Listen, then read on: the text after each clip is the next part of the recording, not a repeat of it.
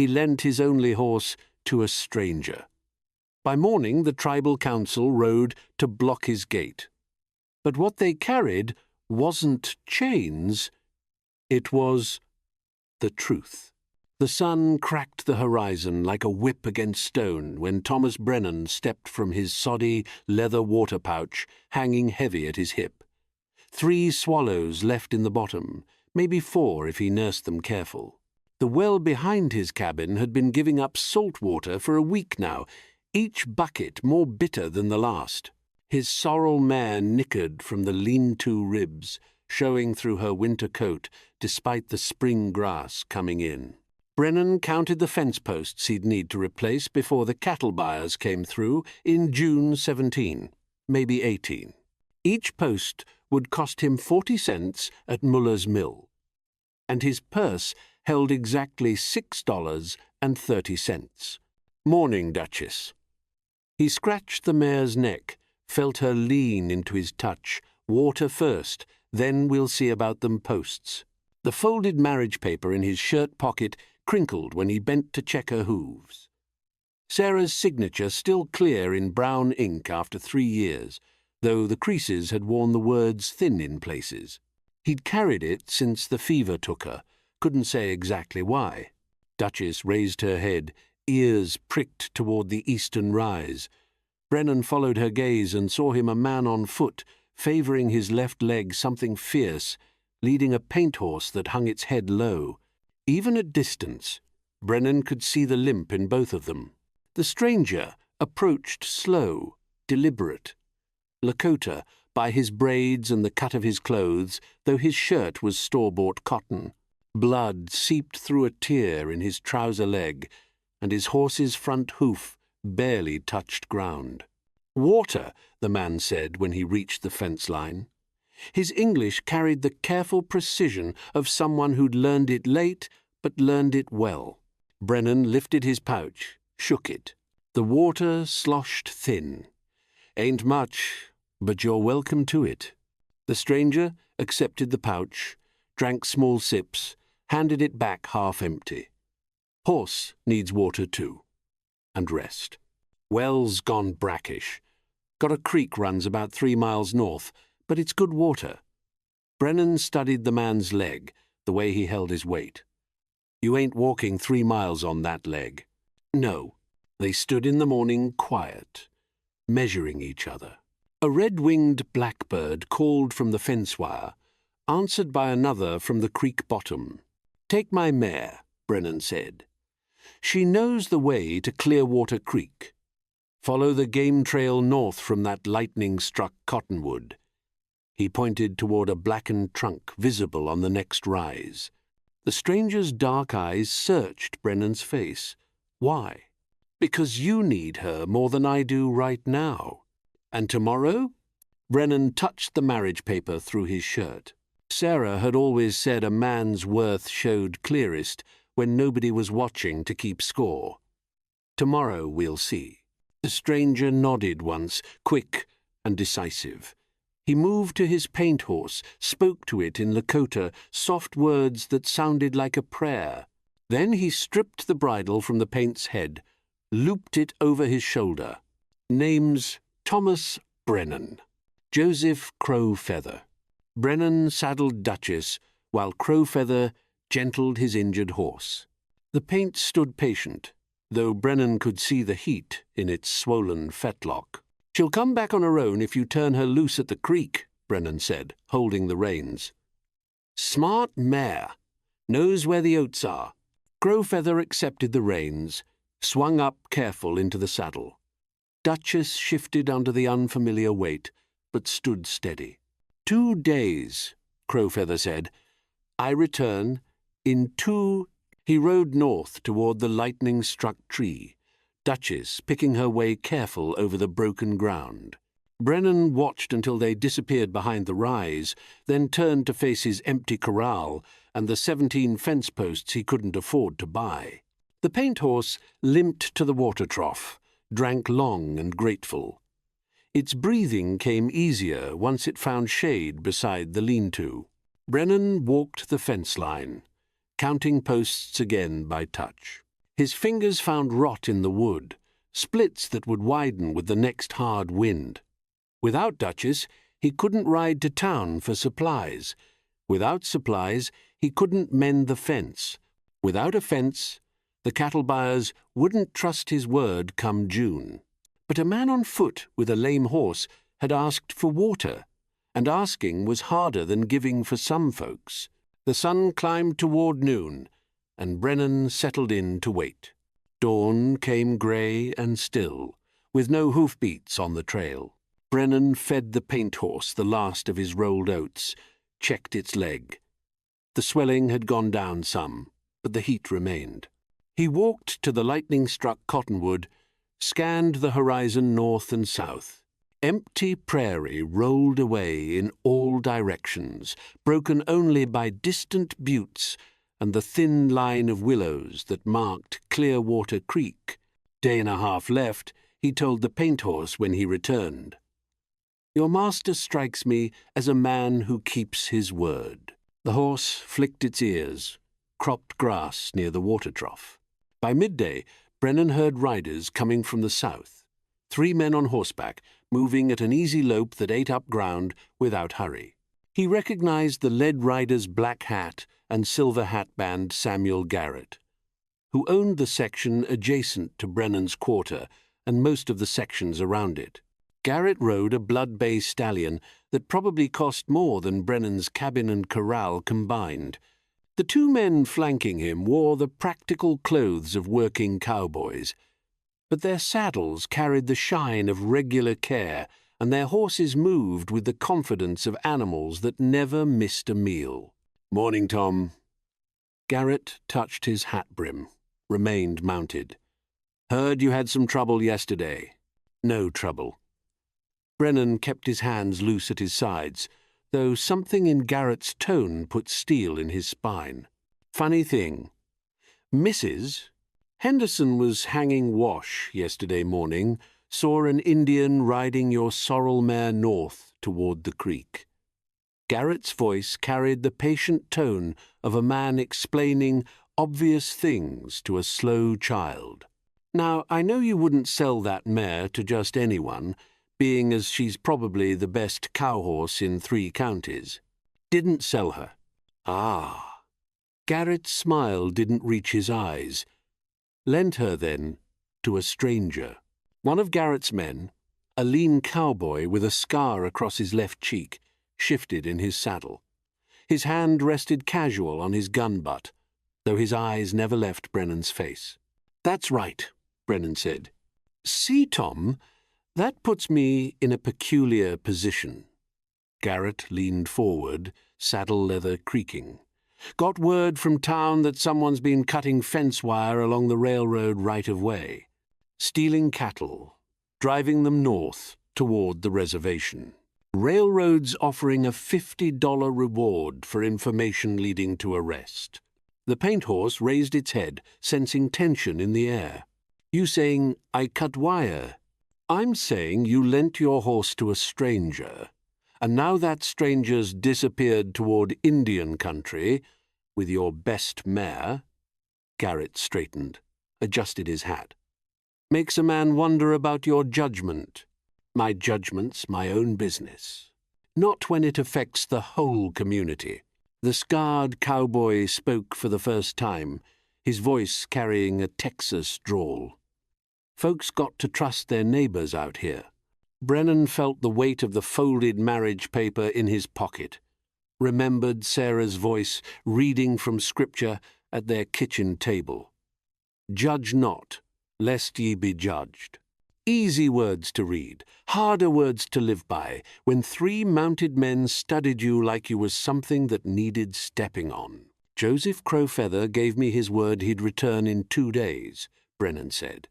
"I take a man at his word until he proves otherwise." Joseph Crowfeather. Garrett tasted the name, found it bitter. "You know this man well?" "Well enough." "Well enough to stake your reputation on him? Your standing in the community?" The sun had reached its peak, throwing hard shadows from the horses and riders. Sweat trickled down Brennan's back, despite the spring coolness. A man's standing ought to be based on his own actions, Brennan said, not on who he shows kindness to. Garrett gathered his reins, prepared to turn his horse. Kindness is a fine thing, Tom, but wisdom's finer. You might consider that before you extend your generosity to strangers again. The three men rode south toward Garrett's holdings, their horses' hooves raising dust that settled on everything like a judgment. Brennan walked to the water trough, cupped cold water in his hands, drank deep. The paint horse came to stand beside him, and he scratched between its ears. "One more day," he said. "Then we'll see what we'll see." But the horizon remained empty, and doubt crept in like alkali dust through cabin chinks. That evening, as purple shadows stretched long across the prairie, Brennan heard wagon wheels on the road. He stepped outside to see Doc Morrison's buckboard approaching, the doctor's medical bag bouncing on the seat beside him. "Tom." Doc Morrison pulled up at the gate, set his brake. "Mind if I water my team?" "Course not, Doc." "Everything all right?" Morrison climbed down, began unhitching his horses. A compact man in his 50s, with gentle hands and eyes that had seen too much suffering to judge anyone harshly. Been up to the Lakota settlement tending a broken leg. The doctor led his horses to the trough. Interesting case. Fracture healed clean, but the man needed stitches where he'd torn it open again somehow. Brennan's pulse quickened. "That so?" Fellow named Joseph Crowfeather. Know him?" "We've met?" Morrison nodded, studying the paint horse in the corral. "Nice-looking animal.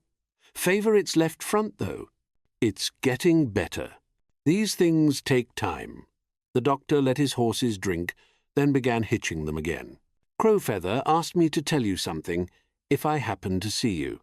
"What's that?" "Said to tell you the water was good, and he'd honor his word." Morrison climbed back onto his wagon seat, released the brake. "Also said the tribal council had some concerns about recent thefts along the railroad, wanted to make sure everyone understood they don't tolerate stealing on either side of the boundary lines." The doctor drove away into the gathering dusk, leaving Brennan to puzzle over the message. Honor his word about returning in 2 days, but the tribal council had concerns about theft. What kind of concerns would make them block a man's gate?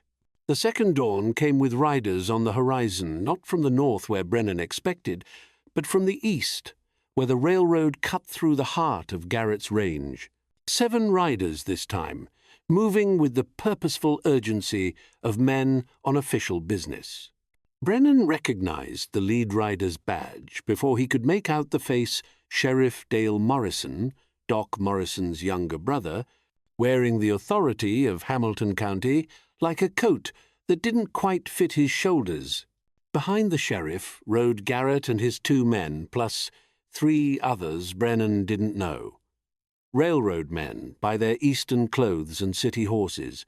They formed a loose semicircle around Brennan's gate, blocking any exit to the south. The paint horse in the corral lifted its head, nostrils flaring at the scent of strange horses and tense men. "Tom Brennan," Sheriff Morrison called out, "formal as a court clerk, reading charges. Need to have words with you." "I'm listening."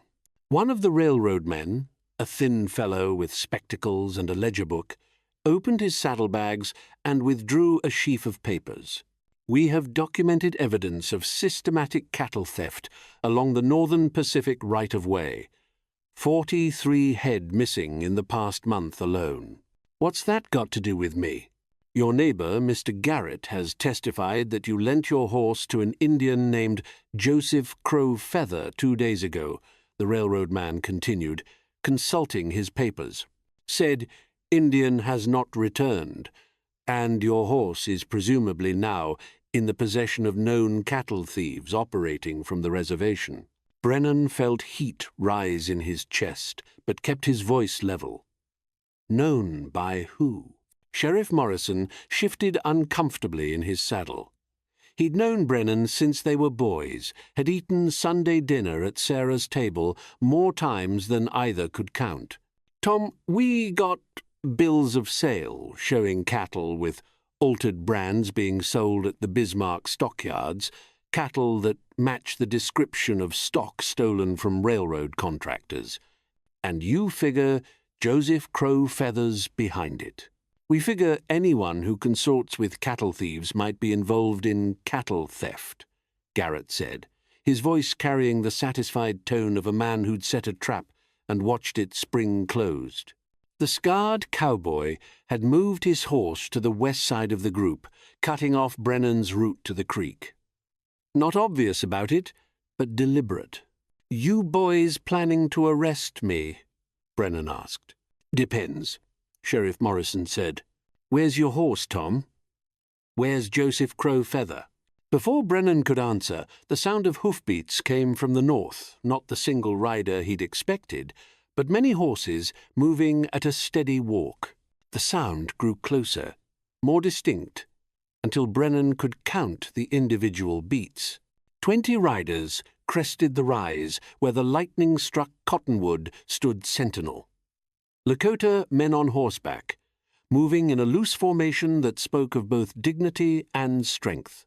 At their head rode an elderly man whose grey braids hung to his chest, his face carved by years of sun and decision.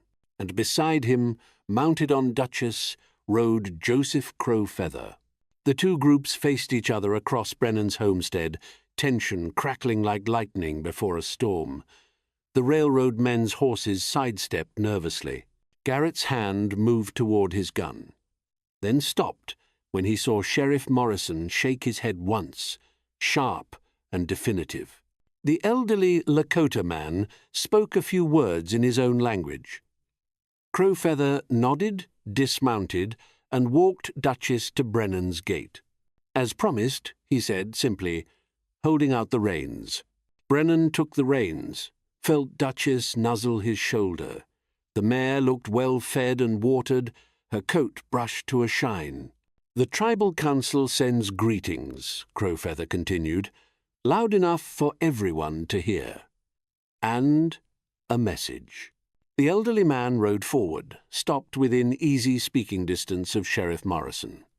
When he spoke, his English carried the formal cadence of treaty negotiations. "I am Henry Standing Bear, elected chief of this district. We come to speak of cattle theft and false accusations." He gestured toward one of his riders, a young man who urged his horse forward. Slung across the back of the young man's saddle were several pieces of cut fence wire, the ends still sharp and gleaming. "Last night, our young men found these wires cut fresh along the railroad boundary. They followed the trail of the men who cut them." Standing Bear's gaze swept across Garrett and his cowboys. "The trail led not toward our lands, but toward the south." Another rider approached, leading a familiar blood-bay stallion Garrett's mount, but with different tack and a different rider's scent on the saddle. This horse was found grazing near the cut fence, still carrying the scent of the men who rode him there. Standing Bear's voice carried the quiet authority of water cutting through stone. "Our tracker followed the boot prints from the horse to a camp where stolen cattle had been held." The railroad man with the spectacles fumbled with his ledger book, suddenly uncertain.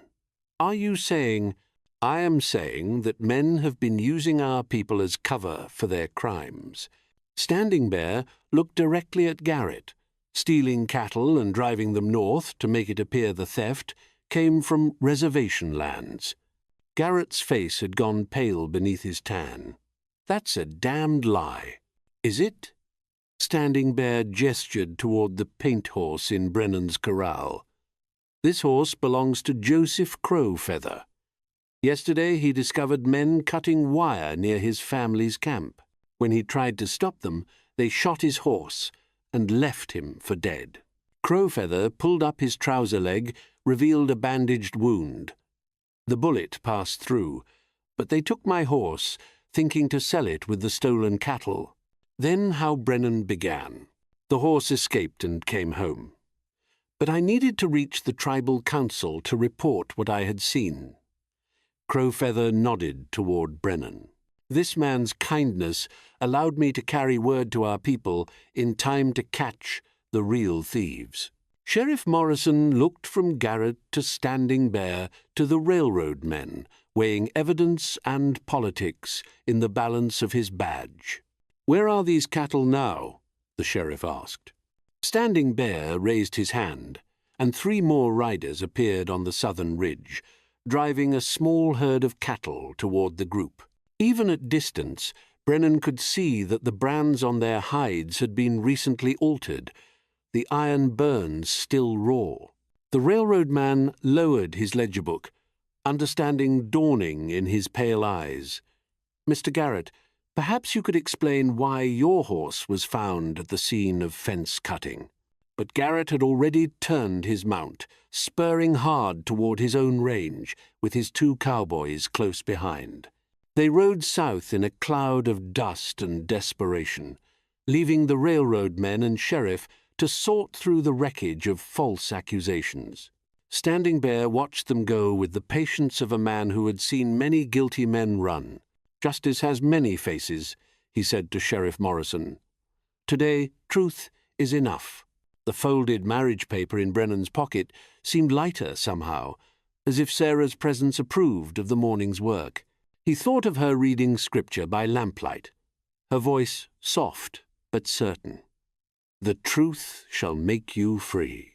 In the week that followed, the truth spread through Hamilton County like grass fire after drought. The railroad men found Garrett's hidden camp, complete with running irons for altering brands and a detailed ledger of stolen cattle. 43 head recovered, just as the railroad man had claimed, but driven south to Garrett's secret pasture instead of north to Lakota lands. Brennan worked his fence line with renewed purpose, counting posts and planning repairs. The paint horse had healed enough to carry light loads, and Crowfeather visited twice to check on its progress. "Horse has good spirit," Crowfeather said on his second visit, watching the paint crop grass near the water trough, like its owner. "You're welcome to take him back any time," Brennan offered. "Not yet. He needs more healing time." Crowfeather studied the horizon, where thunderheads built toward an afternoon storm. "Besides, we have unfinished business." "What kind of business?" "The kind that requires trust between neighbors." That afternoon, as rain drummed against the cabin roof, Brennan found himself thinking about trust and the price of doubt. He pulled the folded marriage paper from his pocket, smoothed it against his kitchen table. Sarah's signature looked back at him, brown ink faded but still legible. The paper itself had turned brittle at the creases, threatening to tear if handled too roughly, but the words remained. A promise made, a bond declared before God and witnesses. Some things endured beyond the flesh that made them. Outside, lightning split the sky, and thunder followed close behind. The storm would bring good grass and fill the stock tanks. It would also test every fence post on the range, separating the sound wood from the rotten. 3 days later, Doc Morrison brought news from town. Garrett skipped out, the doctor reported, accepting a cup of coffee at Brennan's table, left his spread in debt to 3 banks and a dozen suppliers. Railroads seized what they can to cover damages, but it won't be half enough. What about his men? Scattered. That scarred fellow Jake Dalton he's wanted in Kansas for armed robbery. Sheriff's got a wire out on him. Brennan sipped his coffee, tasted the bitterness of beans, stretched too far. Funny how a man can fool so many people for so long. Not everyone. Doc Morrison set down his cup, studied Brennan with professional eyes. Some folks saw through him from the start, just took courage to act on what they saw. Or foolishness. Sometimes they're the same thing. The doctor left as the sun touched the western horizon, painting the prairie in shades of gold and crimson. Brennan walked to the corral where Duchess and the paint horse stood side by side, their shadows long and peaceful. Tomorrow would bring more fence work, more counting of posts and pennies. But tonight the sky was clear and the water ran clean, and a man's word still meant something to someone. The folded marriage paper crinkled in his pocket when he bent to check the horse's water. He thought about taking it out, smoothing it again, reading Sarah's name in the fading light. Instead, he left it where it was close to his heart, but not binding him to the past. Some things were meant to be carried, not examined. Sunday morning found Brennan hitching Duchess to his wagon, preparing for the 5-mile ride to Clearwater Church. The paint horse followed loose behind the wagon, its limp barely noticeable now, eyes bright with returning health. The church sat on a rise overlooking the creek, its white clapboard walls and simple bell tower visible for miles across the rolling prairie. Brennan had helped build those walls 3 years ago, had stood with Sarah in the front pew when Reverend McKenna blessed their union before God and the entire community. Today, the churchyard held more wagons and horses than usual. Word had spread about Garrett's flight and the recovery of the stolen cattle. People wanted to see Joseph Crowfeather for themselves, wanted to measure the man who'd been falsely accused and publicly vindicated. Brennan pulled up near the hitching rail, began unharnessing Duchess. Across the yard, he spotted Henry Standing Bear's distinctive grey braids. The Lakota chief stood in quiet conversation with Sheriff Morrison, and 2 men Brennan didn't recognize officials from the territorial capital by their Eastern clothes and serious expressions. Tom, Widow Henderson, approached with a covered dish balanced in her hands. Heard you might be in need of a good meal. Mrs. Henderson had been bringing food to neighbors since before Brennan could remember. Her husband had died of pneumonia the winter Brennan and Sarah were married, leaving her with a section of good land and a reputation for charity that extended to anyone who needed help. Much obliged, ma'am, but I'm getting along fine. Course you are. She pressed the dish into his hands anyway. Just thought you might appreciate some company at supper tonight. Mary Ellen's been asking after you. Mary Ellen Henderson was the widow's niece, a schoolteacher from Minnesota who'd come west to help with the harvest and stayed through winter. A handsome woman in her 30s, with gentle hands and a mind sharp enough to keep pace with the prairie's challenges. That's kind of you both, Brennan said carefully. Kindness seems to be going around lately. Mrs. Henderson nodded toward the church steps, where Joseph Crowfeather stood with his wife and 2 children. Some folks are finally learning the difference between Christian charity and Christian judgment. The church bell began to toll, calling the scattered congregation to worship. Brennan tied the paint horse to his wagon, gave both animals access to the water trough behind the building. As he turned toward the church steps, he saw Mary Ellen Henderson approaching with a shy smile and a question in her green eyes. Mr. Brennan. She fell into step beside him. I was hoping we might sit together today. I'd be honored. They climbed the steps together, joining the stream of families entering the sanctuary. The church smelled of cedar pews and lamp oil, with a hint of prairie wind through the open windows. Brennan had sat alone in these pews for 3 years, carrying his grief and his folded marriage paper like talismans against loneliness. Today felt different. Reverend McKenna took his place at the simple wooden pulpit, opened his Bible to a passage marked with a faded ribbon. He was a tall man, with a voice that carried conviction without shouting. The kind of preacher who let Scripture speak for itself. Today we read from the Gospel of Matthew, he announced, his voice carrying to the back pews where families with restless children tried to maintain Sunday dignity. Chapter 25, verses 34 through 40. Brennan knew the passage by heart. Sarah had read it aloud during their courtship, her voice soft with the wonder of new understanding.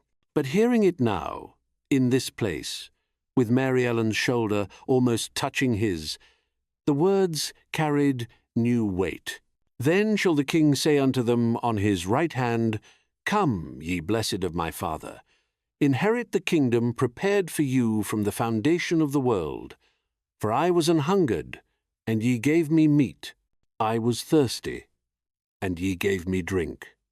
I was a stranger, and ye took me in.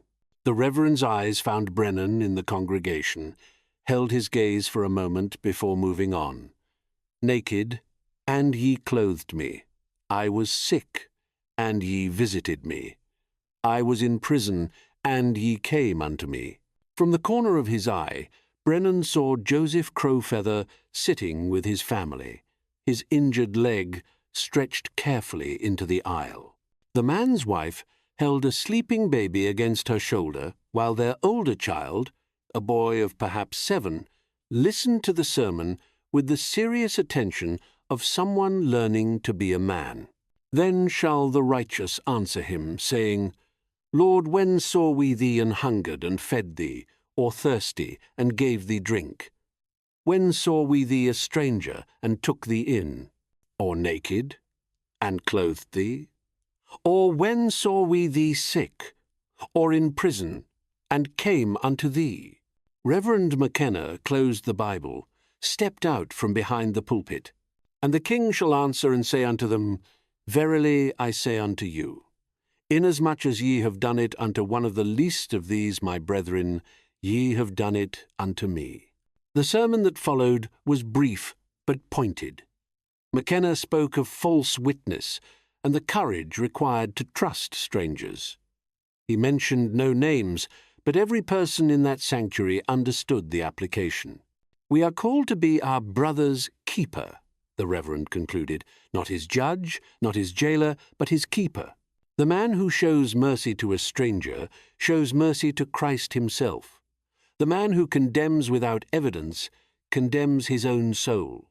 When the service ended and the congregation began filing out, Brennan found himself walking beside Joseph Crowfeather. They moved slowly, accommodating the Lakota man's healing leg and the general reluctance of people to leave the sanctuary's peace for the world's complications. Good words today, Crowfeather said quietly. Good words every day. If a man's got ears to hear them. They paused on the church steps, looking out over the assembled wagons and horses. Children ran between the adults, their Sunday clothes already showing signs of prairie dust and restless energy. Women clustered in small groups, sharing news and recipes with equal enthusiasm.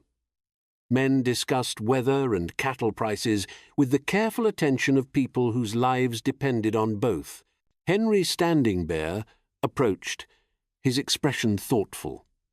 Mr. Brennan, a word, if you please. They walked a short distance from the crowd, far enough for private conversation, but close enough to remain part of the community gathering. The territorial officials have asked our council to recommend a liaison, Standing Bear said without preamble. Someone to help prevent future misunderstandings between our people and the ranching community. Sounds like good sense. The position would require trust from both communities. Someone who has proven himself capable of looking beyond surface differences to find common ground. Brennan began to understand where the conversation was leading. I'm not much of a politician, Chief. We are not looking for a politician. We are looking for a man who would lend his only horse to a stranger in need.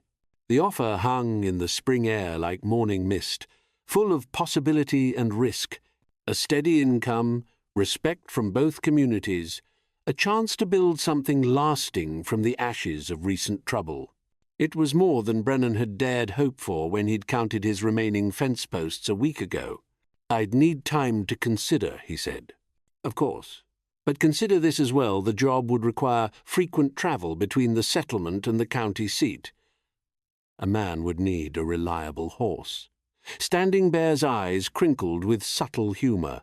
"Perhaps 2 horses, in case one needed rest." Joseph Crowfeather had been listening with the careful attention of someone who understood the weight of the moment. Now he spoke for the first time since they'd left the church. "The paint horse has decided he likes your corral," he said to Brennan. "If you would accept him, I would be honoured to make the gift permanent." Brennan looked from the Lakota chief to the man whose trust had started this whole chain of events. Behind them, the congregation continued its Sunday socializing, children's laughter mixing with adult conversation in the timeless pattern of community life. "I accept," he said. "Both offers—" Standing Bear smiled, extended his hand in the white man's fashion. "Then we will expect you at the settlement tomorrow to begin learning your duties. I'll be there." As the chief walked away to rejoin his people, Crowfeather lingered a moment longer. "You kept faith when others would have doubted," he said.